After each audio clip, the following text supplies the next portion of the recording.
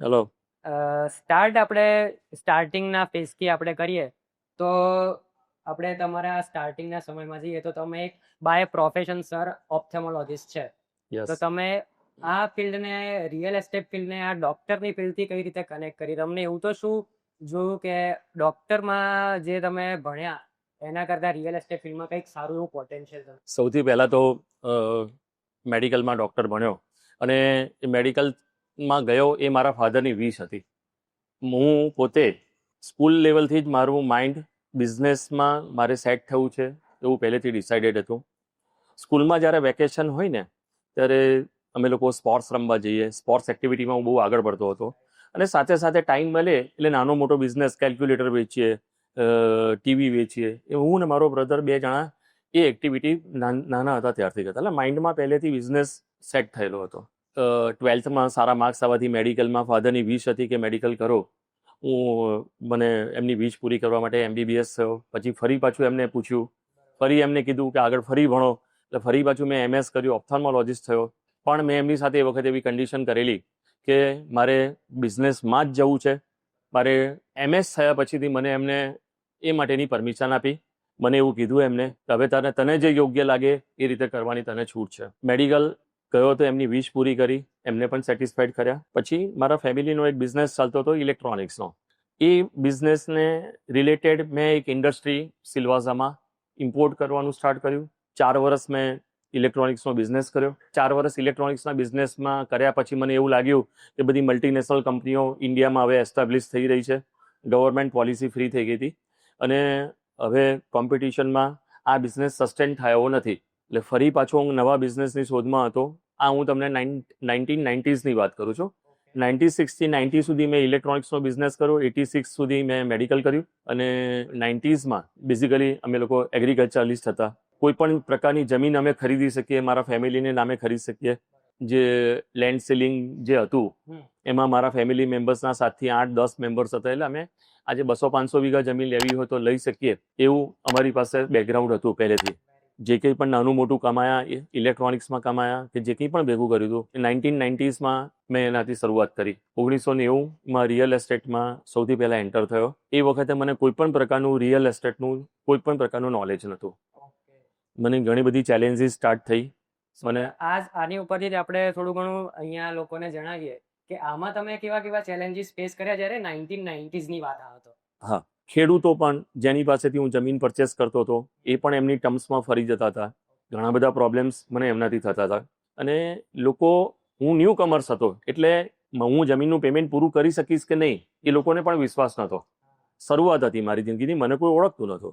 એ જ રીતે હું જેને સેલ કરતો હતો એ લોકો પણ મને જમીન આપી શકીશ કે નહીં એવો પૂરો વિશ્વાસ હતો. પહેલો ફેક્ટર્સ મને નડ્યો વિશ્વાસનો.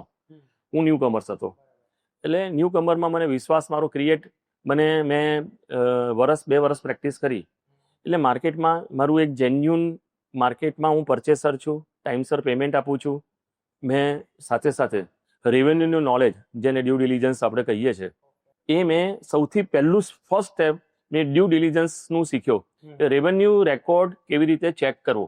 ફર્સ્ટ થિંગ, રેવન્યુ રેકોર્ડથી એટલી મેટર પતી નથી જતી. સાથે સાથે હું એ દિવસ એ પણ શીખ્યો કે આમાં ફેમિલી મેટર્સ હોય, કોઈ પણ જમીન હોય એમાં ફેમિલી મેટર્સ હોય, એ ડ્યુ ડિલિજન્સમાં ના દેખાય. એ તમને ટાઇટલ આપો, સર્ચ કરો, આ કરો, અથવા તો તમે જમીન લીધા પછી ઘણી વખત તમને પાછળથી ખ્યાલ આવે. આ બધા ઇસ્યુઝ મને થવા માંડ્યા. આ મારી મેજર ચેલેન્જીસ આવવા માંડી. 2 વર્ષ થાય પછીથી કોઈ મામા, ભાણિયા, બહેન કોઈ જમીનમાં વાંધો આપે અને મને પ્રોબ્લેમ્સ ક્રિએટ કરવા માંડ્યા.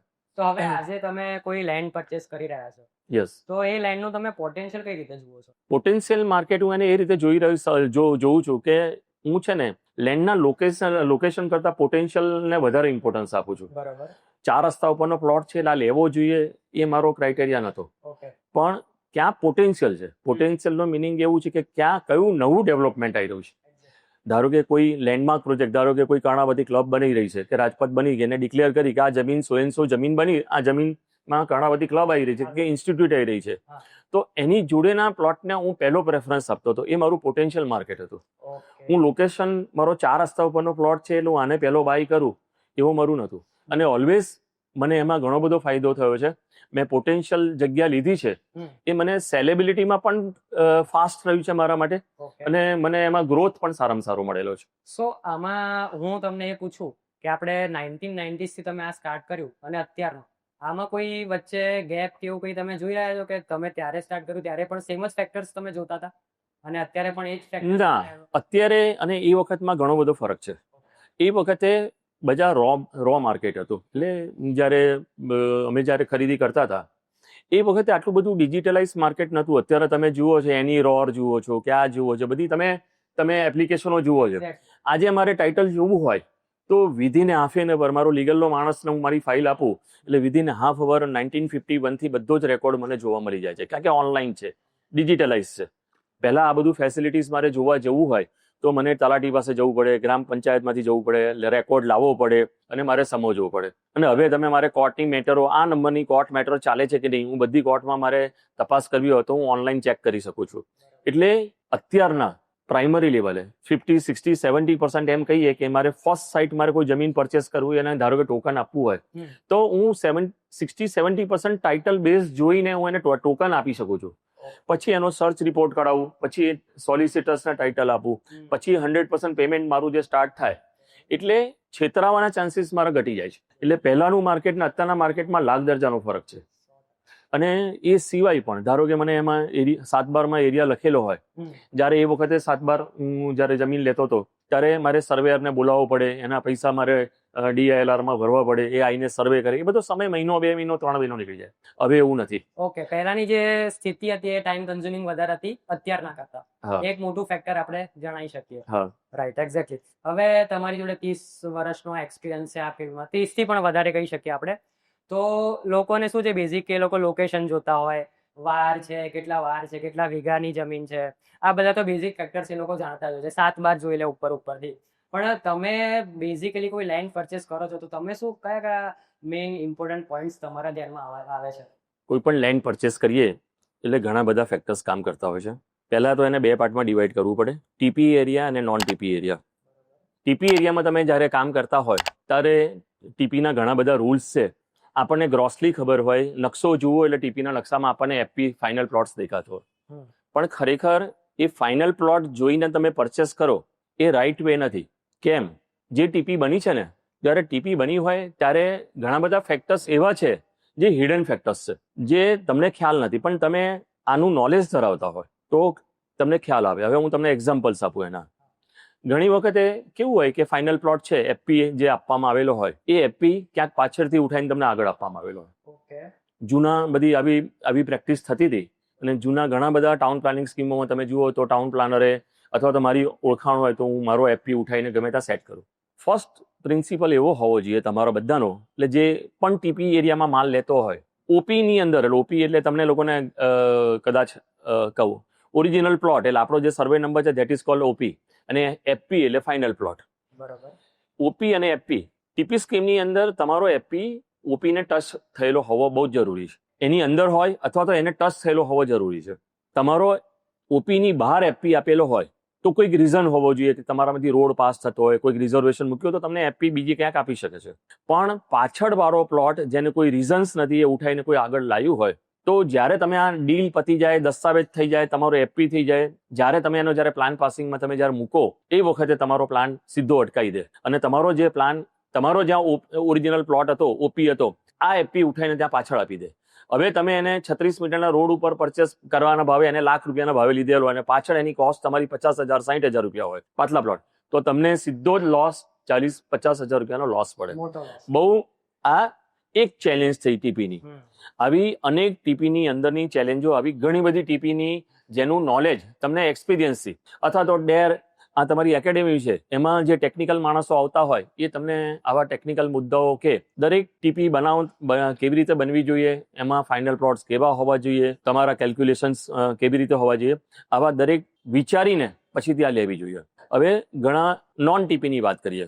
નોન ટીપીની અંદર તમે જ્યારે જમીન લેવા જતા હો છો ત્યારે ઘણી વખતે શું છે, 7/12 અંદર તમારી જમીનમાંથી પાછળવાળાની જમીન જવાના રસ્તો આપવો પડે, એક ફેક્ટર એ હોય. નીચેથી ONGC લાઈન જતી હોય એ તમારી 7/12 કોઈ એન્ટ્રી ના પડી હોય, હાઈ ટેન્શન લાઈન તો તમને દેખાય છે એટલે તમે એને વિઝ્યુઅલાઇઝ કરી શકો છો. ભાઈ આ ઉપરથી હાઈ ટેન્શન લાઈન જાય છે એટલે તમે આ જમીન ના ખરીદવી જોઈએ એવો તમને ગ્રોસ લેવલે તમને ખબર પડે છે. જમીનના ડિસ્પ્યુટ એ તમને તમારા સાતબારના રેકોર્ડ્સમાં દેખાતા નથી હોતા. એટલે કેવું હોય કે ફેમિલીના ડિસ્પ્યુટ ના હોય પણ એ સિવાયના ઘણા બધા ડિસ્પ્યુટ એવા હોય કે જે તમને તકલીફ આપે. એટલે આ બધી ચેલેન્જીસ જે છે એ તમારો એક્સપિરિયન્સ અને તમે આવી કોઈ એકેડેમીમાં તમે ભણેલા હોય કે આવું થઈ શકે એટલે તમે ન્યૂ કમર્સ જ્યારે પણ કોઈ લેન્ડ પરચેસ કરવા જતા હોય તો આવી ઘણી બધી મેટર્સ છે જે અમને 30-35 વર્ષના અનુભવે મને આજે કોઈ જમીનનો 7-12 પકડું એટલાથી તો મને ખબર પડે જ છે. પણ એ સિવાય હું એ જમીન ઉપર જઉં અથવા તો જમીનની આજુબાજુમાં સાઇટ ઉપર મારો સર્વે કરાવું અથવા તો મારા બ્રોકર્સ થકી સર્વે કરાવું તો મને તરત જ એનો પૂરેપૂરો અભ્યાસ આવે છે. પછીથી તો પણ અમે લોકો કોઈક વખત જમીન લીધા પછીથી 5% કેસમાં છેતરાતા હોય છે. 95% અમારો સક્સેસ રેટ અમને મળે. એટલે આવા ઘણા બધા ફેક્ટર્સ છે જે સાંભળવાથી, અનુભવવાથી અને તમારા કોઈ આવી સારી એકેડેમીમાં શીખવાથી, રૂલ્સ રેગ્યુલેશન જાણવાથી તમને વધારે ખ્યાલ આવે. ડેફિનેટલી. તો સર હવે આપણે રિયલ એસ્ટેટ ફિલ્ડમાં ઘણી સારી એવી રેસિડેન્શિયલ ડેવલપમેન્ટ કરી રહ્યા છે, કોમર્શિયલ કરી રહ્યા છે, પ્લોટિંગની સ્કીમ સારી એ સીધા ગ્રુપ બનાવી રહ્યું છે. તો તમે કોઈ પણ લેન્ડ પરચેઝ કરો છો તો એમાં કયા મેજર ફ્યુચર પ્રિડિક્શન કરો છો કે આ લેન્ડ ઉપર હું રેસિડેન્શિયલ બનાવીશ, કોમર્શિયલ બનાવીશ કે આ બંને મિક્સ યુઝ માટે પણ ઉપયોગી છે?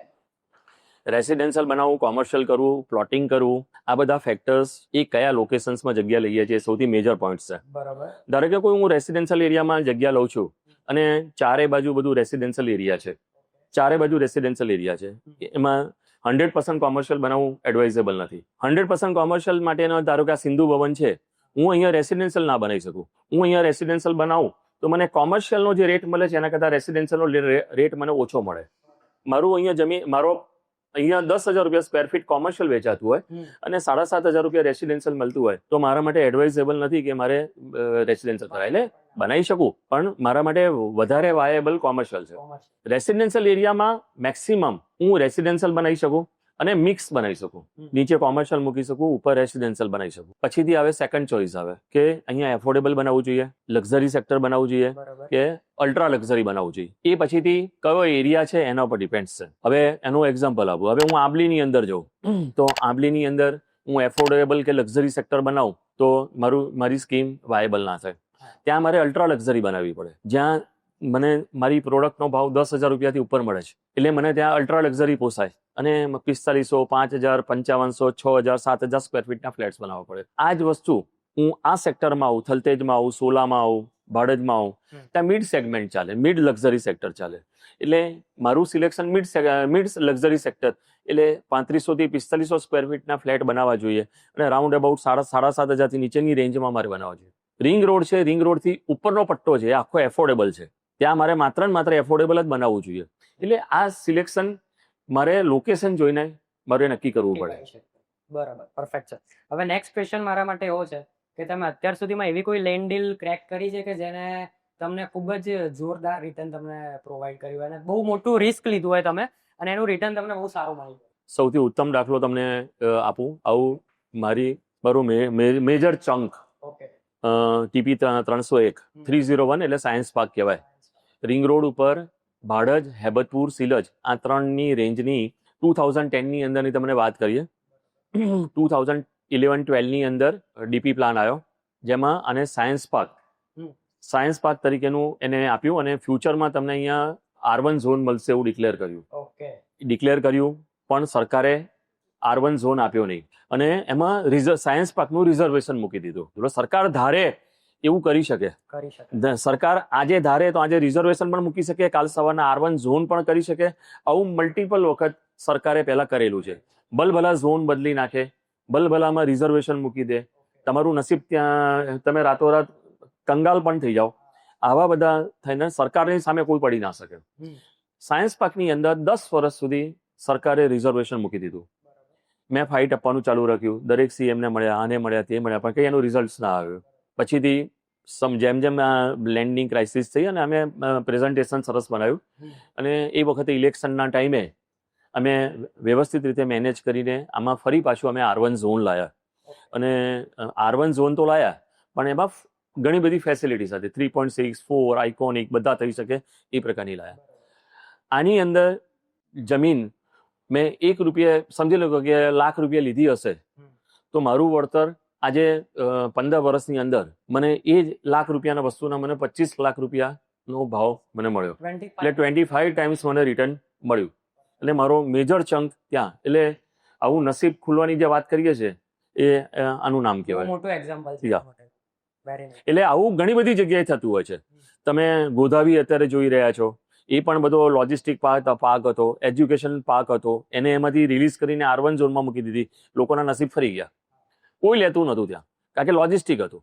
ગોધાવી અત્યારે જે TP 429, આ તો તમને એક બે એક્ઝામ્પલ એટલા માટે આપું છું, બાકી આવા તો હું તમને 25 એક્ઝામ્પલ અમદાવાદમાં આપી શકું કે જેમાં પેલા લોજિસ્ટિક હોય, કોઈ રિઝર્વેશન હોય કે કોઈ XYZ હોય, પણ સરકાર ધારે તારે ઝોન બદલી નાખે ને એટલે ત્યાં તમારું વેલ્યુએશન આખું ચેન્જ થઈ જાય. Valuation આખું change થઈ જાય. આવી તક રિસ્ક લઈને પૈસા હોય તો જ કરવું જોઈએ. ન્યૂ કમર્સ માટે આ એડવાઇઝેબલ નથી. ન્યૂ કમર્સને તો આજે લીધું કાલે વેચી શકે અને કાલે એને રિયલાઇઝ કરીને પૈસા પ્રોફિટ કમાઈ શકે એટલું જ ન્યૂ કમર્સે કરવું જોઈએ. આ બધા લોંગ ટર્મ ઇન્વેસ્ટર ક્યારે થવાય કે તમે હેલ્ધી વેલ્ધી થાવ ત્યારે જ થાય. એટલે આ બધા ગોલ્સ તમારા મનમાં ઉતારવા જેવા નથી. સર, મારે તમારી જોડેથી એક એ જાણવું છે, ડેર એકેડેમીમાં છે ને અત્યારે ઘણા બધા ન્યૂ કમર્સ છે, ફ્રેશર્સ છે, તો એમની જોડે ધારો કે અત્યારે પૈસા નથી, બરોબર, અને એ લોકોને ઇન્વેસ્ટમેન્ટ લાઇનમાં સ્ટાર્ટ કરવું છે, તો એ લોકો કઈ રીતે કરી શકે? કોઈ ચાન્સીસ છે? તો મારી જિંદગીની શરૂઆત સાંભળી લો તમે. તમે જે કહેવા માંગો છો ને, આ ન્યૂ કમર્સે શું કરવું જોઈએ. 1990માં હું જયારે આવ્યો ને તો મારી પાસે લિમિટેડ ફંડ હતું. મારી પાસે રિયલ એસ્ટેટમાં આવવું હોય એટલે હ્યુજ ફંડ જોઈએ.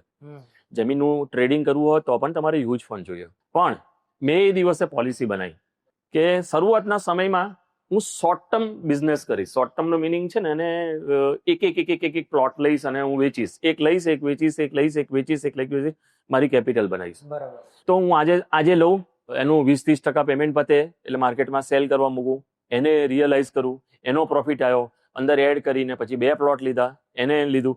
Short term gain. દરેક ન્યૂ કમર્સે ફૂલ ફ્લેજ લોંગ ટર્મમાં ના જવું જોઈએ. ફર્સ્ટ વસ્તુ સમજો.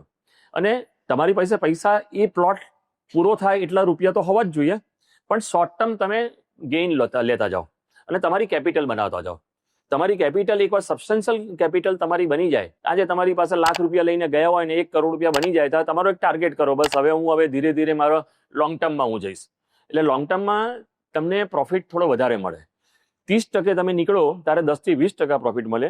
અને તમે જયારે 100% ઇન્વેસ્ટ કરીને તમે જયારે કોઈ પણ લેન્ડ તમે સેલ કરો અથવા તો તમે એની અંદર તમને 50% પ્રોફિટ મળે. ફર્સ્ટ સ્ટેપ તમારું એક કરીને શોર્ટ ટર્મમાં જાઓ. સેકન્ડ, તમે ધીરે ધીરે તમારું ઇન્વેસ્ટમેન્ટ વધતું જાય, તમારી કેપિટલ બનતી જાય, એમ તમે એ કરતા જાઓ. સૌથી હાઈએસ્ટ પૈસા, સૌથી હાઈએસ્ટ રૂપિયા તમે લેન્ડ એગ્રીગેટ કરો છો ને, તમે આજે 100 વીઘાનો ગોળો બનાવો છો, 50 વીઘાનો ગોળો બનાવો છો, એ એગ્રીગેટ કરેલી જે લેન્ડ છે એને વેલ્યુ એડેડ કરો પાછું. એટલે તમે એને કરો, એને ચારે બાજુ કોર્ટ બનાવો, એની પરમિશનો, ધારો કે પ્લાન પાસ થતો તો એની પરમિશન પંચાયતની લઈ આવો. આ બધું કરીને એને વેલ્યુ એડિશન કરો તો આવા ગોળા બનતા નથી. પહેલી વસ્તુ તો જેને આપણે કહીએ કે એગ્રીગેટેડ લેન્ડ બહુ ઓછી હોય છે બજારમાં, એના બાયરો બધા બહુ હોય પણ એ કરવાની કેપેસિટી ના ધરાવતા હોય. એટલે શું, તમને ધાર્યો ભાવ આપે. ત્યાં બજારમાં 100 રૂપિયાનો ભાવ ચાલતો હોય તો તમારી લેન્ડ ત્યાં 200-250 રૂપિયા વેચાવી બહુ ઇઝી વસ્તુ છે અને એ તમે એમાં સારામાં સારા રૂપિયા બની શકે. એટલે જેમ જેમ તમારી કેપિટલ બનતી જાય અને જેમ જેમ તમારો અનુભવ, નોલેજ, એક્સપિરિયન્સ અને તમારો ગ્રોથ થાય એમ તમારે લેન્ડ એગ્રીગેશનમાં જવું જોઈએ, મોટા લોટ બનાવવા જોઈએ અને તમારે સેલ કરવું જોઈએ. આ ન્યૂ બિગિનર્સ માટેની પોલિસી છે. પછીથી આ બધું પતે પછી તમારે ડેવલપર તરીકે આવવું જોઈએ. ડેવલપર એ તમારી લાસ્ટ અને 4th સ્ટેજમાં આવે છે. આજે મારે આ બધું જમીનની લાઈનમાં મેં ટ્રેડિંગ કર્યું, હું કમાયો રૂપિયા અને હું આજે ડેવલપર્સ થયો, એ મારી 15-20 વર્ષની કારકિર્દી પછી હું થયો છું. એટલે ડેવલપર્સમાં તમારે થવું હોય તો એ તો ઘણો લાંબો સમયની વાત છે. હા, કોઈના ફાધર ડેવલપર્સ છે અને કાલ સવારથી કામ સ્ટાર્ટ કરે એ અલગ વસ્તુ છે, પણ ન્યૂ કમર્સ માટે સૌથી પહેલા જમીન જેવો પ્રોફિટ આ દુનિયામાં ક્યાંય નથી. એટલું સમજી લો કે કોઈ પણ બિલ્ડર પણ આજે એનો 100% બિલ્ડર હોય, 100 બિલ્ડર્સ હોય, એમાંથી 70 બિલ્ડર જમીનનું કામ તો કરતા જ હશે, કારણ કે લેન્ડ જેવો પ્રોફિટ ક્યાંય છે નહીં. કન્સ્ટ્રક્શનમાં લિમિટેડ પ્રોફિટ છે. એ તમારી ગુડવિલ અને બ્રાન્ડ ઊભી કરે છે. લેન્ડમાં તમને કોઈ ઓળખતું નથી, લેન્ડ એ તમારી ઇમેજ નથી બનાવતી.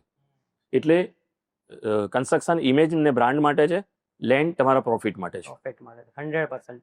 હવે બધાને થોડું ઘણું ધ્યાનમાં રાખવું તો રાખજો. એક ક્વેશ્ચન તમારા માટે ખૂબ જ ઇમ્પોર્ટન્ટ છે. અમદાવાદના નેક્સ્ટ 5 to 10 યર્સ તમે કયા એરિયાઝ કહી રહ્યા છો કે આમાં એકદમ રેપિડ ટ્રાન્સફોર્મેશન આવી શકે છે? રેપિડ ટ્રાન્સફર એના માટે તો જો એરિયાની વાત કરું તો within a year or two hmm. મને એવું લાગી રહ્યું છે કે નવો ડીપી આવી રહ્યો છે, ઓકે. ડેવલપમેન્ટ પ્લાન આવશે. Okay. કારણ કે લાસ્ટ 2017માં ડીપી આવેલો અને એવરી 5 યર્સ નવો ડીપી એટલે 22-23માં એનો નવો ડેવલપમેન્ટ પ્લાન આવડા તરફથી રિલીઝ થાય. બરાબર. અત્યારે નવો ડેવલપમેન્ટ પ્લાન તૈયાર પડેલો છે અને એક છે એ સાણંદ થોર બોર્ડર સુધીનો રેડી થયેલો છે. નવો રિંગ રોડ 90 મીટરનો જે આવી રહ્યો છે એની ઉપરનો એરિયા પણ આ બધા એરિયા આવેલા છે. અહીં અમદાવાદ સિટીમાં તમે કોઈ પણ વસ્તુ લો તો આ છે ને એક્ઝેક્ટ શેર બજાર જેવું છે. તમે એક ગ્રુપનો શેર લો તો એ 100 રૂપિયાનો શેર 101 થાય, 2 થાય, એનાથી વધે નહીં. મિડ કેપમાં હોય તો એ 100 રૂપિયાનો શેર 125 થાય, એનાથી વધે નહીં. અને સ્મોલ કેપ લો તો 100 રૂપિયાનો શેર 150 થાય. એટલે તમારું રિસ્ક ફેક્ટર વધતું જાય પણ એમ તમારું પ્રોફિટ પણ વધે. એમ દૂરનું બજાર છે, સસ્તું છે, પણ ત્યાં પ્રોફિટ માર્જિન તમારું કોઈ ડેવલપમેન્ટ આવવાનું છે, કોઈ ઇન્ફ્રાસ્ટ્રક્ચર આવી રહ્યું છે, કોઈ લેન્ડમાર્ક પ્રોજેક્ટ આવી રહ્યો છે કે કશું કોઈક ડિક્લેર થયું. ધારો કે અત્યારે સરકાર ટૂંક સમયમાં વર્ષ 6 મહિના 12 મહિનામાં આપણે અમદાવાદની અંદર 2036માં ઓલિમ્પિક આવવાની છે એવું ડિક્લેર કરે તો એટલું સમજી લેજો કે 10 વર્ષ સુધી આપણા અમદાવાદ અને ગુજરાતની જે તેજી છે ને એને કોઈ રોકી નહીં શકે. એટલો ભયંકર તમારે આની અંદર ગ્રોથ આવશે. એટલે ઓલિમ્પિકનું ડિક્લેર થવાની ગમે ત્યારે છે. વર્ષ 6 મહિના ક્યારનું સંભળાય છે, નવો ડીપી આવશે તો પણ તમારું બજાર અત્યારે છેક આવનાર 80 ગામો સુધી તમારું બજાર એકદમ તેજીવાળું થશે. એટલે હું એવું માનું છું તમે કહો છો એ પ્રમાણે કે સૌથી 5 વર્ષમાં ક્યાં થશે. મને 5 વર્ષમાં જે નવી 3 ક્લબો થઈ છે, કર્ણાવતી, રાજપથ અને સ્પોર્ટ્સ ક્લબ, એના સરાઉન્ડિંગનો જેટલો એરિયા છે એ અત્યારે 5 ટાઈમ્સ તો વધી ગયો છે. છેલ્લા 2 વર્ષની અંદર જે ભાવ હતો એનો 5 ટાઈમ્સ થઈ ગયો છે. પણ મને આ ભાવથી પણ ડબલ દેખાય છે. ઓકે. મને આ ભાવથી પણ હજુ મને એ પ્રાઇસ ડબલ દેખાઈ રહ્યો છે આવનાર વર્ષ, 2 વર્ષ, 3 વર્ષમાં. આ બધી ક્લબો કમ્પ્લીટ થશે એટલે આ બધી જમીનોના ભાવ અત્યારે છે એના કરતાં પણ ડબલ થઈ જશે એવું દેખાય છે. એક તો એ એરિયા છે. પછીથી આ ગોધાવી વાળો જે એરિયા છે અત્યારે જે સરકાર જે 45 મીટરનો નવો રોડ બનાવ્યો અત્યારે સરકારે હમણાં જ ડિક્લેર કર્યો, એ રોડની બંને બાજુ 500 મીટર નવી ટીપી આવશે એવું સરકારે ડિક્લેર કર્યું. એટલે એ જે રોડ છે એમાં એ રોડ પાસ થવામાં વચ્ચે 10 ગામ આવે છે. ઓકે. આ છે. અને બાકી તો મારી first choice SP ring road, શાંતિપુરાથી લઈને વૈષ્ણોદેવી સર્કલ સુધી એની બંને બાજુ એ ઓલવેઝ એમાં એટલે ફર્સ્ટ ચોઇસ છે. સો આપણે ડેવલપર્સની વાત કરીએ તો તમારું શું માનવું છે કે અમદાવાદને ઘડવામાં તમે કઈ રીતે મદદ કરી શકો છો? અમદાવાદને બનાવવામાં એકલો ડેવલપર્સ કશું ના કરી શકે. સૌથી ફર્સ્ટ પાર્ટ આવે છે ગવર્મેન્ટ. ગવર્મેન્ટે સૌથી પહેલા 4-5 વસ્તુમાં વિચારવું છે પડે એને. સૌથી પહેલા પોલ્યુશન છે, ટ્રાફિક છે, માઇગ્રેશન છે. આ બધા ફેક્ટર્સ એવા છે એને અનુરૂપ સરકારે નવા એફપી નવી ટીપી બનાવવી જોઈએ, એનું પ્લાનિંગ કરવું જોઈએ, કેટલું દર વર્ષે એને એક્સટેન્ડ. આપણું અમદાવાદ દર વર્ષે એવું કહેવાય કે 0.5 કિલોમીટર આગળ વધે છે. કોઈ પણ એરિયામાં તમે અમદાવાદ સિટી છે તો તમે વેસ્ટમાં 0.5 કિલોમીટર વધે, ગાંધીનગર સાઈડ 0.5 કિલોમીટર વધે, 0.5 કિલોમીટર દર વર્ષે આપણું અમદાવાદ વધે. પોલ્યુશનને કંટ્રોલ કરવા માટે સરકારે જે બધી પોલિસી બનાવવી પડે કે ભાઈ ઈવી કાર માટેના જે ટેક્સેશન, પછીથી ટ્રાફિક માટેના, તો એના માટેનું જે મેટ્રો છે, બીઆરટીએસ છે, એવા ડેવલપમેન્ટો લાવવા પડે. માઇગ્રેશન જે સૌથી મોટો અત્યારે અમદાવાદની ચર્ચા કરીએ તો અમદાવાદમાં સૌરાષ્ટ્રથી, નોર્થમાંથી આ 2 જગ્યાએથી મેક્સિમમ માઇગ્રેશન અહીંયા માઇગ્રેટ થઈને લોકો અહીંયા આગળ આવે છે. અત્યારના જે કંઈ પણ બાઇંગ છે, અમદાવાદ એ ફાઇનાન્શિયલ હબ છે. દરેક ફેક્ટરીઝનું સેન્ટ્રલ ઓફિસ અહીંયા છે. બધાને માઇગ્રેટ થઈને ક્યાં આવવું છે, ક્યાં સેટલ થવું છે તો કે અમદાવાદમાં સેટલ થવું. એટલે અમદાવાદ એક રોઝી પિક્ચર વાળું સિટી છે. અહીંયા મેં તો છેલ્લા 2008-10 પછી કે 11 પછીથી મેં અહીંયા મંદી નથી જોઈ. મંદી ખાલી 2 વખતે, કોરોના પછી 6 મહિના અને પેલા આપણે ડિમોનિટાઇઝેશન વખતે 6. એ સિવાય બાકી અહીંયા ઓલવેઝ અમદાવાદનું માર્કેટ ફ્લરિશ રહ્યું છે. માઇગ્રેશન ડેવલપર્સની જવાબદારી છે માઇગ્રેશનને રોકવું. કેવી રીતે રોકાય લે એટલે માઇગ્રેશનને રોકી નથી શકાતું પણ એને કેવી રીતે એબ્ઝોર્બ કરવું. એમ પહેલા બને એટલું હોરિઝોન્ટલ ડેવલપમેન્ટ ઓછું કરવું, એને વર્ટિકલમાં કન્વર્ટ કરવું. એટલે હું આજે જે પહેલા 7 માળમાં મારી કોસ્ટ ઓછી આવતી હતી એટલે હું 7 ફ્લોર 10th ફ્લોર સુધીમાં મારું કન્સ્ટ્રક્શન પૂરું કરતો હતો. અત્યારે ગવર્મેન્ટે બધી પોલિસી ચેન્જ કરી કે તમારે વર્ટિકલમાં તમને રોડ વિડ્થ પ્રમાણે આપી દીધી. તો રોડ વિડ્થનો બેનિફિટ લઈને દરેક બિલ્ડરે ડેવલપરે વર્ટિકલ ડેવલપમેન્ટ્સમાં જવું જોઈએ. જેટલું માઇગ્રેશન આવે એને એબ્ઝોર્બ કરવા માટે વર્ટિકલ ગ્રોથ મિનિમમ ઇન્ફ્રાસ્ટ્રક્ચર સરકારે ઇન્વેસ્ટમેન્ટ કરીને, કારણ કે જેટલું હોરિઝોન્ટલ કરે, ધારો કે અહીંથી 10 કિલોમીટર કાલ સવારના સરકાર છોડી દેશે, 10 કિલોમીટરના પૈસા સરકાર પાસે નથી ઇન્ફ્રાસ્ટ્રક્ચર ડેવલપ કરવાના, ડ્રેનેજ, વોટર. એટલે વર્ટિકલ ડેવલપમેન્ટ જ એને બચાવી શકે છે. એટલે ડેવલપર્સની જિમ્મેદારી છે, જે સરકાર બનાવે એને ફિલઅપ કરવાની જવાબદારી ડેવલપર્સની છે. ડેવલપર્સ એને વર્ટિકલ્સ બનાવે, સાથે સાથે એની અને અનુરૂપ શોપિંગ મોલ બનાવે, હોસ્પિટલ બનાવે.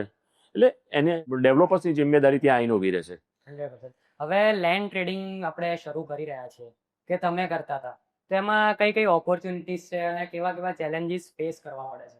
લેન્ડની અંદર ઓપોર્ચ્યુનિટીઝ મેં તમને કીધું ને કે કોઈ પણ વસ્તુ તમારે આજે ડિક્લેર થાય એટલે આપણી ઓપોર્ચ્યુનિટીઝ ઓટોમેટિક ક્રિએટ થઈ ગઈ. જેમ સરકારે હમણાં 45 મીટરનો રોડની મેં તમને વાત કરી કે ભાઈ આ 45 મીટરનો રોડ ટૂંક સમયમાં ઓપન થવાનો છે. હવે તો પબ્લિકમાં પેપરમાં આવેલી વસ્તુ છે. તમારામાંથી જે બિગિનર્સ છે, અમારા જેવા અમે પણ ઇન્વેસ્ટ કરતા હોઈએ છીએ, તમે ઇન્વેસ્ટ કરો, એ તમારી ઓપોર્ચ્યુનિટી થઈ ગઈ. બરોબર.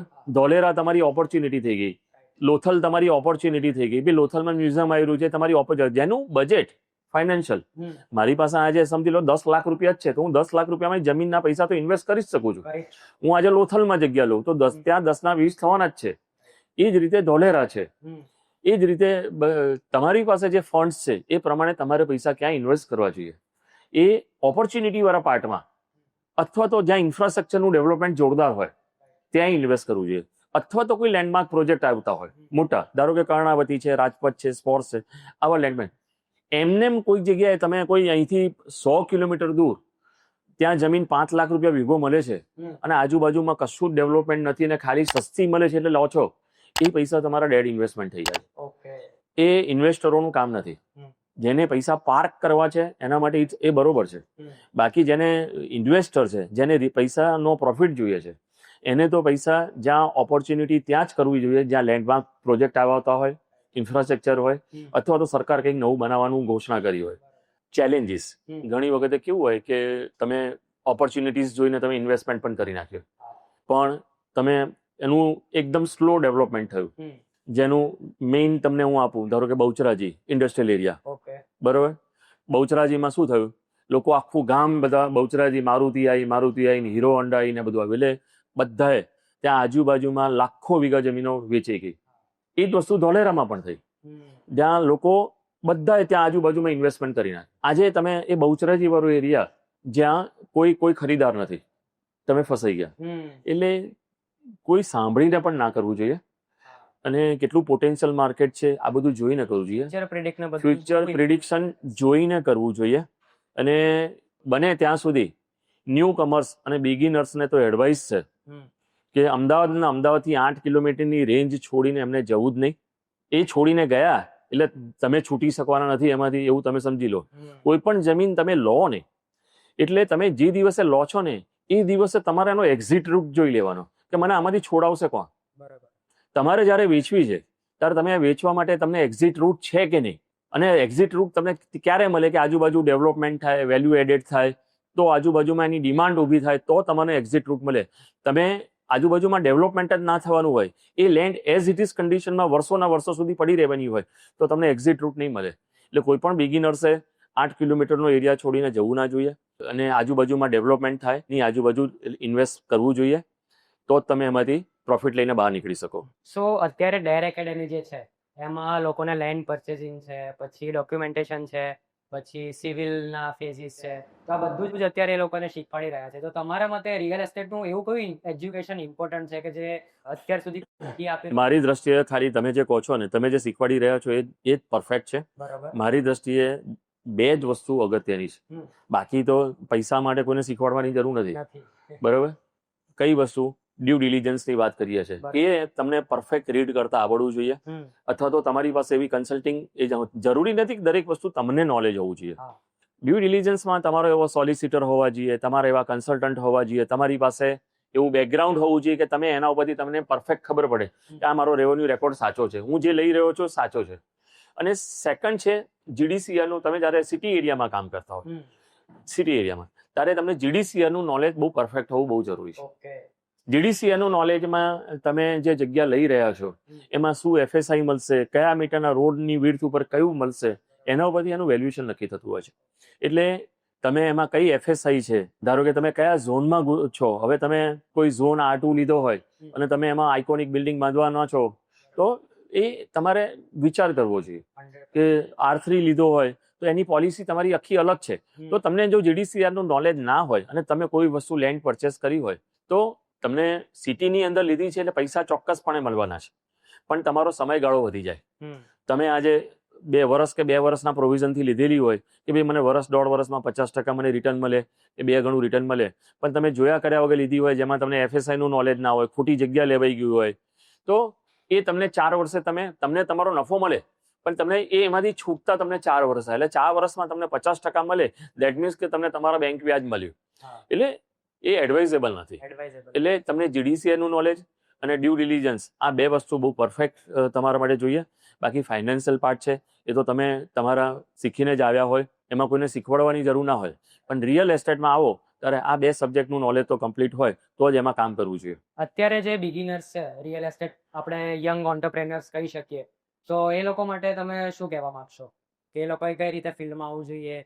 એ લોકોએ બેઝિક જે રિયલ એસ્ટેટનું જે નોલેજ છે એ એમને ક્યાંથી શરૂઆત કરવી? હવે રિયલ એસ્ટેટમાં જે બિગિનર્સ આવે છે, મારી દ્રષ્ટિએ સૌથી પહેલા તો 2 થી 3 વર્ષ એમને કોઈક આઈડિયલ રિયલ એસ્ટેટમાં જે કામ કરતા હોય એવા કોઈ પણ રિયલ એસ્ટેટ કંપની સાથે એમને જોડાવવું જોઈએ. બરોબર. અથવા તો જે પોતે ઇન્વેસ્ટમેન્ટ એન્ડ ટ્રેડિંગમાં આવવા માંગે છે એની વાત કરું છું. 2 પ્રકારના, તમારામાંથી હું જે છું એમાંથી સમજુ છું ત્યાં સુધી 2 પ્રકારનો વર્ગ છે. એક છે તમે પોતે ઇન્વેસ્ટ કરો છો અને પોતે ટ્રેડિંગ કરવા માંગો છો, જેના ફાધર આજની તારીખમાં ડેવલપર્સ હશે, જેની પાસે પૈસા હશે, વેપારીના છોકરાઓ હશે, આમાંથી ઘણા બધા એવા હશે જે લોકો પોતે ઇન્વેસ્ટમેન્ટ કરશે અને ટ્રેડિંગ કરશે. બીજા લોકોને જોબ નથી કરવી પણ બ્રોકરેજ કરવી છે, એવા તમારામાંથી ઘણા બધા હશે. પણ રિયલ એસ્ટેટમાં આવું છે, જેને બ્રોકરેજમાં આવવું હોય એને શરૂઆતમાં ઇન્ડિવિજ્યુઅલ પ્રેક્ટિસ ના કરવી જોઈએ. એને કોઈ સારી મોટી બ્રોકરેજ કંપનીમાં કામ કરવું જોઈએ. થર્ડ વસ્તુ છે એને ગ્રુપ બનાવવું જોઈએ. એને 2 કે 4 કે 5 જણનું એની સેમ મેન્ટાલિટી વાળાનું ગ્રુપ બનાવવું જોઈએ અને એમાં 1-2 જણા સિનિયર હોવા જોઈએ, એના અંડરમાં એને કામ કરવું જોઈએ અને 2 થી 3 વર્ષ એને એ ગ્રુપમાં કામ કરીને એને નોલેજ, એક્સપિરિયન્સ શીખવું જોઈએ અને પછીથી એને ઇન્ડિવિજ્યુઅલ પ્રેક્ટિસ સ્ટાર્ટ કરવી જોઈએ. અને એ જ રીતે જેને ઇન્વેસ્ટમેન્ટ અને ટ્રેડિંગ કરવું છે એના માટે તો મેં તમને પહેલા પણ કીધું કે ભાઈ પહેલા શરૂઆત નાનાથી કરો, પછી મોટું કરો, પછી એગ્રીગેશનમાં જાઓ, પછી ડેવલપર થાવ. એ પણ તમારે કોઈ એવો મેન્ટર રાખવો પડે કે જે તમને ગાઈડ કરે કે હું આ લઉં ના લઉં, આ લેવાય ના લેવાય. કારણ કે પહેલા દિવસથી તમારી પાસે નોલેજ નથી, એટલે કોઈક એવો તમારે તમારા ગ્રુપમાં અથવા તો તમારા સંબંધીઓમાં એક જણ એવું રાખવું જોઈએ કે એને પૂછીને તમે કરો કે ભાઈ આ જમીન મારાથી લેવાય કે ના લેવાય, આમાં શું કરવું જોઈએ, કે જેને આ સબ્જેક્ટનું નોલેજ પૂરેપૂરું હોય. તો તમારો સમય, પૈસા અને તમે ફ્યુચરમાં કોઈક જગ્યાએ ફસાઈ જાઓ તો તમને ફ્રસ્ટ્રેશન ના આવે અને તમે સક્સેસફુલી રિયલ એસ્ટેટમાં જ કામ કરી શકો. સો આપણે એ સીધા ગ્રુપની વાત કરીએ તો નેક્સ્ટ 50 યર્સ માટેનું તમારું એ સીધા ગ્રુપનું શું વિઝન છે અમદાવાદ માટે? અમદાવાદ માટે નેક્સ્ટ 50 વર્ષની જો વાત કરીએ આપણે, તો અત્યારે અમે લોકો ઓલમોસ્ટ ઓલ ફિલ્ડમાં કામ કરીએ છીએ. અમે એફોર્ડેબલ સેક્ટરમાં કામ કરીએ છીએ, સેમી લક્ઝરીમાં કામ કરીએ છીએ, લક્ઝરીમાં એટલે અલ્ટ્રા લક્ઝરીમાં અમારો પ્રોજેક્ટ આવી રહ્યો છે, રેસિડેન્શિયલ બંગલો અમારી પાસે છે, વીકેન્ડ હોમ્સમાં વિથ કમ્પલસરી બંગલોસ છે અને ખાલી સિમ્પલ પ્લોટિંગ પણ છે અમારી પાસે. અને કોમર્શિયલ અમારી પાસે 3 કોમર્શિયલ છે, એટલે કોમર્શિયલ સેક્ટરમાં કરીએ. અમારો ઇન્ડસ્ટ્રીયલ પ્લોટિંગનો એક મોટો પ્રોજેક્ટ આવી રહ્યો છે, એટલે ઇન્ડસ્ટ્રીયલ પ્લોટિંગ પણ અમે ઇન ફ્યુચર જઈ રહ્યા છે. હવે અમારી પાસે ખાલી એક જ ફિલ્ડ બાકી રહ્યું છે અને જે અમારે બહુ મોટી વિશ છે કે અમે ભવિષ્યમાં આ કરવા માંગીએ છીએ, દેટ ઇઝ ટાઉનશીપ. કે એ શ્રીધર કાલ ઉઠીને 10, 15, 20 લાખ વાર જગ્યાની અંદર મોટી ટાઉનશીપ કરે, પ્લોટિંગ સ્કીમો કરીએ છીએ 10-15 લાખ વારમાં અમારી પ્લોટિંગ સ્કીમો છે. બરાબર. આજે વીકેન્ડ હોમ કમ્પલસરી બંગલો સાથે છે. ઓકે. મારા અત્યારે ટોટલ 400 થી 500 બંગલા બની રહ્યા છે મારા પોતાના વીકેન્ડ હોમ્સમાં બની રહ્યા છે. રાઈટ. 500 બંગલોસ બની રહ્યા છે. પણ એ ટાઉનશીપ નથી. ટાઉનશીપ એટલે કેવું હોય કે એમાં હોસ્પિટલ હોય, સ્કૂલ હોય, આ હોય તે હોય, જેમ આપણે શાંતિગ્રામ જોઈ રહ્યા છે, જોયું. એપલ જોઈ છે, હા. એ બધી ટાઉનશીપ કહેવાય. એ દરેક માણસનો, દરેક બિલ્ડરનો છેલ્લો ગોલ એ હોય. ઓકે. એટલે આવનાર 50 વર્ષની અંદર અમે વિન જેવો આ સારો પ્રોજેક્ટ પણ બનાવીશું. હા. આ તો 35 માળનું બિલ્ડિંગ છે, આઇકોનિક બિલ્ડિંગ છે. Iconic building. અને આવો અમારો એસજી હાઈવે પર પણ નવો પ્રોજેક્ટ આવી રહ્યો છે. Within A short time 2 to 3 months declare થઈ જશે. Right. એટલે આ બધામાં આઇકોનિક બિલ્ડિંગ તો અમે બનાવીએ જ છે. અને સાથે સાથે ઇન ફ્યુચર આ ટાઉનશીપ માટેનું લેન્ડ એગ્રીગેશન એ મારો સબ્જેક્ટ છે. એટલે ફ્યુચર Future. મારે પ્લાનિંગમાં જ છે કે મારે લેન્ડ ક્યાં એગ્રીગેટ કરવી. એનું હું આજે વિચારીશ તો 5-10 વર્ષે મારી લેન્ડનું એગ્રીગેશનનું કામ પતશે. બહુ ડિફિકલ્ટ કામ છે. અને હવે જ્યારે સિટી આટલું બધું ડેવલપ થઈ ગયું છે ત્યારે લેન્ડ ભેગી કરવી એ પણ નજીકના 5 કિલોમીટરની રેન્જમાં કરવી, કારણ કે ટાઉનશીપ એનાથી દૂર ના કરાય. એના માટે મારે 200-400 વીઘા જમીન ભેગી કરવી હોય તો બહુ ડિફિકલ્ટ છે.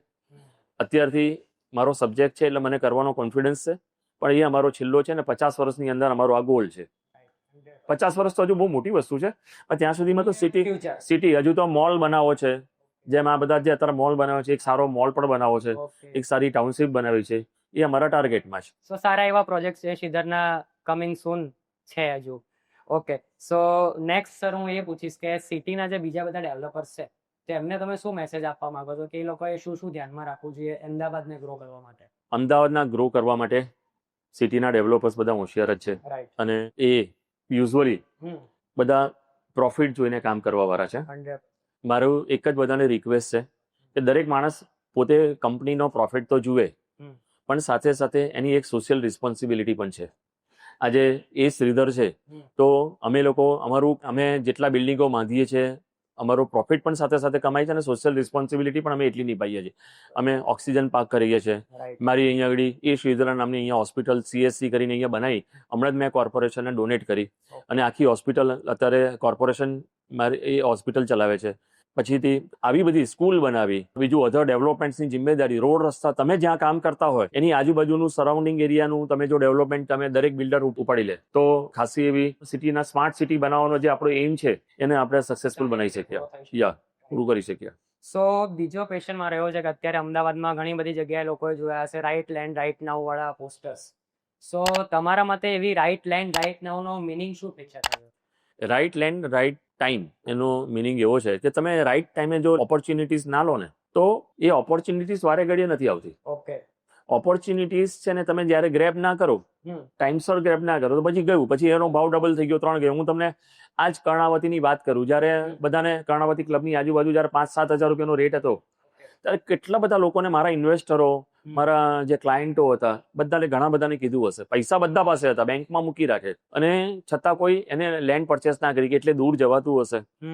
અમને વિઝન હતું કે ભાઈ આ ક્લબ છે, અહીંયા લાખ લોકો અહીંયા આવશે, રોજ આવતા જતા થશે મહિનામાં, એટલે અહીંયા ઓપોર્ચ્યુનિટીઝ છે. અમે જ જે સ્કીમ મૂકી હતી 5 ને 7 હજારમાં, આજે એમાં જ 25,000માં રીસેલ થાય છે. ઓકે. એ જ સ્કીમોમાં 25,000માં રીસેલ થાય છે. એટલે વિધિન 2 years 3 years 5 times પૈસા મળ્યા લોકોને, પણ લોકો એ ગ્રેબ ના કરી.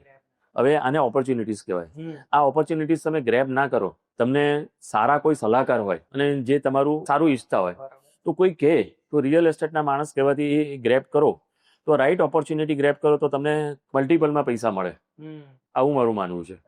સો આપણે આગળ વધીએ તો એક ક્વેશ્ચન મારો એવો છે કે અત્યાર સુધી તમે લેન્ડ ડીલ્સ ને બધું કર્યું તો એમાં એવું કઈ ટાઈમિંગ નું ફેક્ટર રહ્યું છે કે જેને તમને બહુ સારું એવું રિટર્ન આપ્યું હોય? તમે કોઈ હોલ્ડ કરી રાખી હોય કે તમને એવું હોય કે આમાં મને કઈ નહીં મળે પણ તમને અચાનક ત્યાંનો રિટર્ન આવે એવું હોય? એ તો મેં તમને આપ્યું ને, સાયન્સ પાર્કનું તમને આપ્યું જ હા. કે મેં 10 વર્ષ હોલ્ડ કરી રાખી, યસ. આજે સોલ મારું 25 ટાઈમ્સ મને રિટર્ન મળ્યું. 25x બહુ સારું એવું રિટર્ન મળે. લેન્ડ વસ્તુ એવી છે ને, તમને બધાને રિયલ એસ્ટેટનો પહેલો થંબ રૂલ સમજાવી દઉં. રિયલ એસ્ટેટમાં બજાર છે ને, એક વખત તમે ₹1,00,000 જમીન લીધી ને એનો 99,000 નહીં થાય. ₹1,00,000 ભાવે જમીન લીધી, મંદી આવે ને, મંદીનો મિનિંગ શું છે? સ્ટેગ્નન્સી. બજાર સ્ટેગ્નન્ટ થઈ જાય, 2 વર્ષ 3 વર્ષ 5 વર્ષ સ્ટેગ્નન્ટ થાય ને એને આપણે મંદી કહીએ છીએ રિયલ એસ્ટેટમાં. પણ અહીંયા ભાવ નથી ઘટતા. અહીંયા આજે લાખ રૂપિયાના ભાવ કાલ બજારમાં 90 અને 80,000માં એવું નહીં. હા, કોઈ ફ્રસ્ટ્રેટેડ હોય અને એ કાલ ઉઠીને એકાદ બે વેચી જાય, પણ દેટ ડઝન્ટ મીન કે આખું બજાર તમારું ઘટવા માંડ્યું. રિયલ એસ્ટેટ જમીન ક્યારે એનું પ્રોડક્શન થતું નથી. સીધો રૂલ છે, જમીનનું પ્રોડક્શન થતું નથી. અને દર વર્ષે આપણી ઇન્ડિયાની વસ્તી હું માનું છું 5% તો વધતી હશે ને. 5% વસ્તી હશે, 5% લેન્ડ વધતી નથી અને 5% વસ્તી વધે છે. એટલે આપણી જરૂરિયાતો સમય જતા 1 વર્ષ ઉભા રહો, 2 વર્ષ ઉભા રહો, ત્રીજા વર્ષે તમારી ડિમાન્ડ આવીને ઊભી જ રહે ને એ પૈસા તમને રિટર્ન આપીને જાય છે. શેર બજારમાં કેવું હોય છે કે આજે તમે 100 રૂપિયાની આઈટમ લીધી, પણ કાલ સવારના ત્યાં બજારમાં બધા જ વેચવા લાવે ને તો એ ભાવ 10 રૂપિયા પણ થઈ જાય છે. તમને ફરી પાછો એ આવી જાય છે, પણ કેવું છે કે ત્યાં 100 રૂપિયાનો ભાવ 10 રૂપિયા થાય છે. રિયલ એસ્ટેટ માર્કેટ ક્યારેય એવું નથી. મેં મારી જિંદગીમાં મંદી એવી નથી જોઈ કે 100 રૂપિયાનો ભાવ 10 રૂપિયા થઈ ગયો હોય. 100 રૂપિયામાં સ્ટેગ્નન્સી આવી છે. મેં પણ મંદી જોઈ છે. 1960 2001ની મંદી જોયેલી છે, ભયંકર મંદી. કોઈ જમીન લેવા માટે તૈયાર નહીં, કોઈ પણ ભાવે તૈયાર નહીં, પણ એ સ્ટેગ્નન્સી હતી. પણ જેવું 2000 પર અર્થક્વેક આવ્યો પછી બજાર જે રીતે ખીલ્યું, રિયલ એસ્ટેટમાં હોલ્ડિંગ પાવર એ અગત્યની વસ્તુ છે. ખૂબ જ ઇમ્પોર્ટન્ટ વસ્તુ છે. લોંગ ટર્મ વિઝનથી તમે ચાલશો તો એનું રિટર્ન 100% મળશે. સો આપણે નાની એવી ગેમ રમીએ. તો એવી એક ક્વોલિટી જે રિયલ એસ્ટેટ પ્રોફેશનમાં હોવી ખૂબ જ ઇમ્પોર્ટન્ટ છે. એક જ ક્વોલિટી, એથિક્સ. અમદાવાદમાં છેલ્લા 10 વર્ષમાં સૌથી મોટું પરિવર્તન? બધું ડિજિટલાઇઝ ઓનલાઈન થવા મળ્યું છે. રાઈટ. તમે કોઈ પણ પ્લોટ પર આજે જાઓ છો તો સૌથી ફર્સ્ટ થિંગ તમે શું નોટિસ કરો છો? ક્લીનીનેસ. ત્યાં અમારી આજુબાજુ, સાઇટની આજુબાજુ શું છે અને સેફ્ટી મેજર્સ. ગવર્મેન્ટની એવી કઈ પોલિસી છે જેણે આખી ગેમ ચેન્જ કરી કાઢી હોય રિયલ એસ્ટેટ સેક્ટરમાં? રિયલ એસ્ટેટ સેક્ટરમાં ઘણા બધા ફેક્ટર્સ છે. ગવર્મેન્ટે આ બધા ડિજિટલાઇઝ કર્યા, એની રોર ખોલ્યું, પછીથી નવા FSI ના રૂલ્સ બદલ્યા, બધા રોડ વિડ્થ પ્રમાણે આ કર્યું. ગવર્મેન્ટ બહુ ફ્રિકવન્ટલી કરતી રહેતી હોય છે, સ્માર્ટ સિટીને અનુરૂપ કરતી રહેતી હોય છે. એટલે ઘણા બધા ફેક્ટર્સ છે. એટલે કોર્પોરેશનમાં, JDCRમાં અને આ મેં તમને કીધું રેવન્યુમાં ઘણા બધા ચેન્જીસ થયેલા છે. એ ગેમ ચેન્જર છે. બરોબર. એક એવી સોફ્ટ સ્કિલ જે કોઈ શીખવતું નથી પણ ખૂબ જ ઇમ્પોર્ટન્ટ છે? ઓબ્ઝર્વેશન. ઓકે. રિયલ એસ્ટેટમાં મળેલી તમને best advice? Never do over trading. એ મને બેસ્ટ એડવાઇસ. બરોબર. લેન્ડ બાઇંગ પ્રોસેસ જે છે એમાં મોસ્ટ અંડરરેટેડ પાર્ટ કયો છે? ઘણા બધા પોઈન્ટ્સ છે એની અંદર જે લેન્ડ બાય કરતા હોય છે. Site visit. Okay. Actual land જઈને જોવી જોઈએ. રાઈટ. સો હવે આપણે ઓપન ક્વેશ્ચન્સ કરીએ છીએ. If anybody has question to ask mister Ajay sir, so one by one આપણે સ્ટાર્ટિંગ અહીંયાથી કરીએ. વારાફરતી આપણે આમથી આમ જઈને એકને ક્વેશ્ચન. આ સેક્ટરમાં કોઈને ક્વેશ્ચન્સ?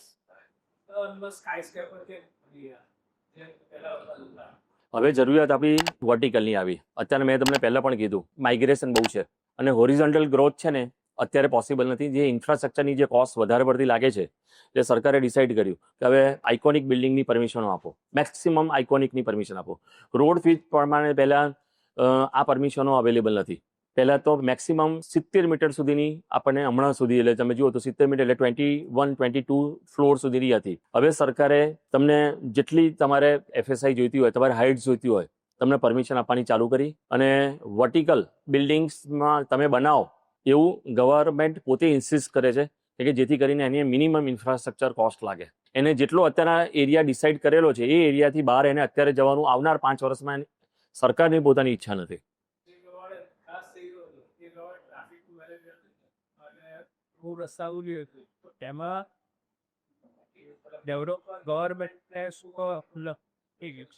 આમાં એવું છે કે આપણા જે તમે ઇન્ફ્રાસ્ટ્રક્ચર ડેવલપમેન્ટની વાત કરો છો ને, તો ઇન્ફ્રાસ્ટ્રક્ચર સરકારની ફાઇનાન્શિયલ કન્ડિશન ઉપર આધાર રાખે છે. ઔડા છે અને કોર્પોરેશન છે. તમે ઔડા રિજિયન તમે જોજો, ઔડા એકદમ ફાસ્ટ રહે છે. એની પાસે 1200 કરોડ 1500 કરોડ રૂપિયાના ફંડ્સ પડેલા છે.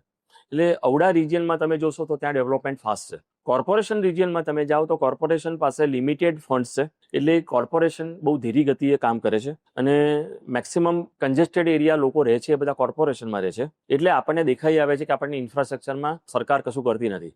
પણ ઔડા રિજિયનમાં તમે જાઓ ને, ઔડાના એટલે તમને કહું કે સેલા છે, કે વાપા એરિયા છે, ગોધાવી છે, કે આ બાજુ વૈષ્ણોદેવીનો જે બધા પાર્ટ્સ હતા, ત્યાં એકદમ ઇન્ફ્રાસ્ટ્રક્ચર બહુ સરસ બનાવેલા. બધા રોડ રસ્તા ને બધું સરકારે બનાવી દીધેલું. એમ એટલે ઔડાએ બનાવી દીધેલું. ઔડા પાસે ફંડ્સ છે એટલે ઇન્ફ્રાસ્ટ્રક્ચર કરી નાખ્યું. કોર્પોરેશનમાં અમે જે સ્કીમોમાં કામ કરીએ છીએ કોર્પોરેશનમાં, એમાં મારી સ્કીમ મૂકવી હોય તો મારે આજુબાજુમાં મારે જ રોડ બનાવવો પડે, મારે જ ઇન્ફ્રાસ્ટ્રક્ચર કરવું પડે, તો જ હું મારી સ્કીમ ઊભી કરી શકું છું. એ આજની તારીખમાં પરિસ્થિતિ મારી એવી છે. એટલે due to lack of funding આપણે ઇન્ફ્રાસ્ટ્રક્ચરમાં વીક પડીએ છીએ. સર વિશાલા આગળ ઓડા પોતે એક કામ ચાલી રહ્યું છું ગટરનું એ ત્યાં આગળ સારી એવી લાઇટ મળી ગઈ અને ત્યાં હજુ ડેવલપમેન્ટ નથી પણ ગટરો નખાઈ રહી તો રોડ નથી નતા ત્યાં ચપીક મટકી હોય તો લેવી જોઈએ કે ના લેવી. વિશાલ આગળની તમે વાત કરી તો મારે તમને કહેવું જોઈએ કે અમુક એરિયા છે ને કોમ્યુનિટીના હિસાબે રિસ્ટ્રિક્ટેડ એરિયા કહેવાય આપણા લોકો માટે. એટલે મારે બહુ આગળ નથી કહેવું, પણ કોમ્યુનિટીના હિસાબે એક રિસ્ટ્રિક્ટેડ કહેવાય. તમે લો સસ્તી છે ઇટ્સ ઓકે, પણ ત્યાં પછી તમે જ્યારે વેલ્યુ એડેડ બનાવો, કંઈક ડેવલપ કરો, તો તમારી પાસે બાયર પણ આપણા હોવા જોઈએ. ત્યાં ત્યાંની લોકલ કોમ્યુનિટી ત્યાં તમારી લે અને એ તમે કરી શકતા હોય તો કરાય, સસ્તી મળતી હોય તો. આપણે માર્કેટ જતા હોઈએ તો માર્કેટમાં બધી વસ્તુ ઓનલાઈન બહુ બધી વસ્તુ ચાલતી હોય, શું અલગ અલગ દિવસને બધી વસ્તુ આવે, તો તમે ડિટરમાઇન કેવી ન કરો કે આ મારો કોઈ બી લાઇન છે એનો એન્ટ્રી પોઈન્ટ મારું શું હશે અને એક્ઝિટ પોઈન્ટ તમે કેવી રીતે ડિસાઈડ કરો? જો એન્ટ્રી ને એક્ઝિટની વાત કરીએ આપણે તમે જ્યારે રાઈટ ઓપોર્ચ્યુનિટીથી તમે લેન્ડ પરચેસ કર્યું એટલે પહેલા જ દિવસે તમારા માઇન્ડમાં નક્કી કરો કે તમે લોંગ ટર્મ ઇન્વેસ્ટર ના હોય તોની વાત કરું છું, શોર્ટ ટર્મ ઇન્વેસ્ટર છો. લોંગ ટર્મ હોય તો તમારે કંઈ જોવાની જરૂર જ નથી કે મારી 2 વર્ષ 5 વર્ષ 10 વર્ષ તમારા માઇન્ડમાં ફિક્સ છે. તમારો શોર્ટ ટર્મ તમારો એ હોય ત્યારે તમારે કી કરો કે મારે 50% રિટર્ને છૂટવું છે, 100% રિટર્ને છૂટવું છે. અને બીજું શું છે કે ગ્રોથ માર્કેટ તમને આજુબાજુનું જે ડેવલપમેન્ટ છે તમને એમ લાગે કે હવે આજુબાજુનું ડેવલપમેન્ટ તમે જે જગ્યા લીધી છે એનું આજુબાજુનું ડેવલપમેન્ટ આનાથી વધારે વધે એવું હમણાં ટૂંક સમયમાં દેખાતું નથી. અને હું આ જમીન વેચીને હું આગળ એક જમીન લઉં છું, એમાં મને જમીન સસ્તી પણ મળે છે, મને ત્યાં ઓપોર્ચ્યુનિટીઝ પણ વધારે સારી, ત્યાં 1ના ડબલ થવામાં મને વાર નહીં લાગે. અહીંયા મારી જમીનના 50ના 60% થવામાં મને તકલીફ, હજુ મને 10% વધવામાં મને તકલીફ પડશે. This is the right time. અને બીજું તમને એક થંબ રૂલ તમને એ પણ સમજાવી લઉં, તેજી મંદીનો થંબ રૂલ સમજાવી દઉં. જ્યારે બજારમાં દૂરનું બજાર ચાલે ને એટલે પેરીફેરીનું 15-20 કિલોમીટર દૂરનું લાવોની બૂમ આવે ને એ મંદીની પહેલી નિશાની. આ 10 વર્ષથી બજાર ચાલતું હતું, અત્યારે બજાર સ્ટેગ્નન્ટ છે, ખબર છે ને તમને બધાને? ખબર હશે. અત્યારે બજાર સ્લો છે એવું તમને ખ્યાલ છે બધાને? અત્યારે બજાર સ્લો છે. હું 1.5 વર્ષ પહેલા બધાને કહેતો હતો કે આ બજાર ગમે ત્યારે હવે સ્ટેગ્નન્સીમાં જશે, સ્લો પડશે. અને હકીકતમાં એવું થયું, કારણ કે જ્યારે દૂરનું બજાર આજે સવારના ભાવના સાંજના ભાવ અલગ અલગ બોલાતા હતા, મને ખ્યાલ આવી ગયો હતો કે મેં તો 2 મંદી જોયેલી છે. જ્યારે દૂરનું બજાર તમારું લાવો અને એકદમ તેજી બોલે એ તમારી મંદીની પહેલી નિશાની થઈ ગઈ. એટલે આ વસ્તુનું ધ્યાન રાખવું.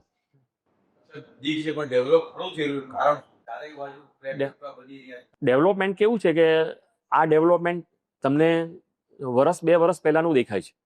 અત્યારના બાંધી રહ્યા છે ને, મેં સ્કીમ જે ચાલુ કરી નાખી, મેં ગ્રાઉન્ડ ફ્લોર બનાવ્યો એટલે મારા ઉપરના 10 માળ તો બનાવ્યા સિવાય છૂટકો જ નથી. એટલે મારે બનાવવું તો કમ્પલસરી જ પડ્યું. એમાંથી કેટલું વેચાવ્યું અગત્યનું છે.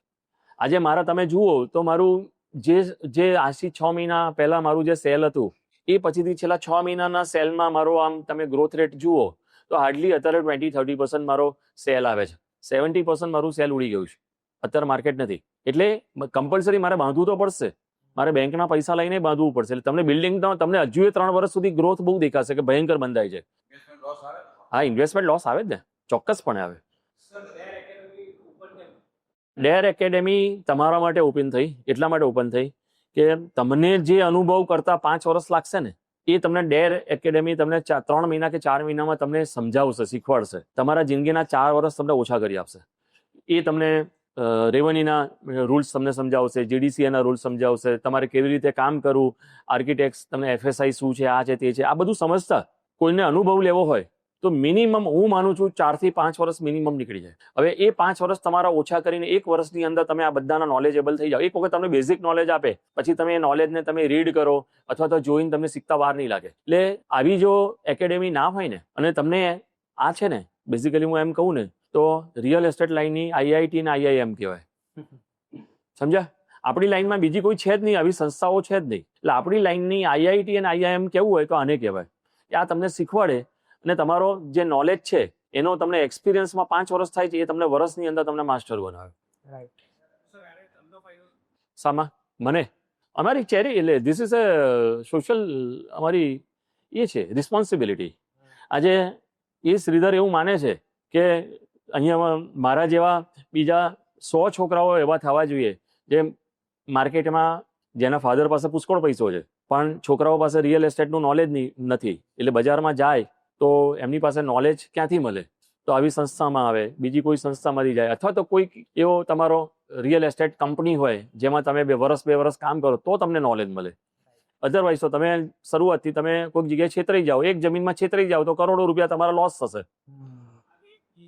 બીજી કોઈ બિલ્ડરની એકેડમી ને તમારા ડેરમાં ડિફરન્સ? મેં બીજી એકેડેમી જોઈ નથી, શિવાલિક વાળાની છે જ, એ બીજી છે જ, અને ડેર પણ બનાવી છે. આ બેના તફાવત બંને સેમ મોટોથી સેમ ગોલથી બનેલી છે કે સ્ટુડન્ટ્સ તૈયાર કરવા, લોકોને શીખવાડવું, બેઝિક શીખવાડવું. તમને માસ્ટર નથી બનાવતા, તમને પ્રોફિટ કેવી રીતે કરવાનું એ નથી શીખવાડતા, પણ તમને બેઝિક શીખવાડી દેશે કે ભાઈ આ બેઝિક છે. અમારા આટલા મીઠા ઝડપી બતાવો અને ઘણા બધા લોકોને મળ્યા હશે, ઘણા બધા પ્રકારના લોકોને મળ્યા હશે. તો જ્યારે તમે કોઈ માણસને મળો છો કે આજના ટાઈમમાં મેં રિયલાઇઝ કર્યું છે કે આપણે લોકો ઇન પર્સન નથી મળતા, ફોન પર વધારે વાત કરે છે અને ડિજિટલ મીટિંગ પર વધારે વાત કરતા હોય. યસ, સો આજના ટાઈમ પર કોઈ માણસને આપણે મળીએ તો એને વેરીફાઈ કેવી રીતના કરી શકીએ કે આ માણસ ભેજ્યો છે? બિકોઝ આપણી આ ડીલિંગ બહુ મોટી છે અને આમાં પૈસા બહુ વધારે પડતા ઇન્વોલ્વ હોય. તો આજે કોઈ બાયર છે કે કોઈ સેલર છે, તમે એને વેરીફાઈ કેવી રીતના કરી શકો? જો વેરીફાઈ કરવા માટે સૌથી મેઇન પર્સન એ મીડિયેટર છે, બ્રોકર. એનો રોલ છે ને સૌથી નંબર 1 રોલ આવે છે. તમે જે બ્રોકરને, હું આજે કામ કરું છું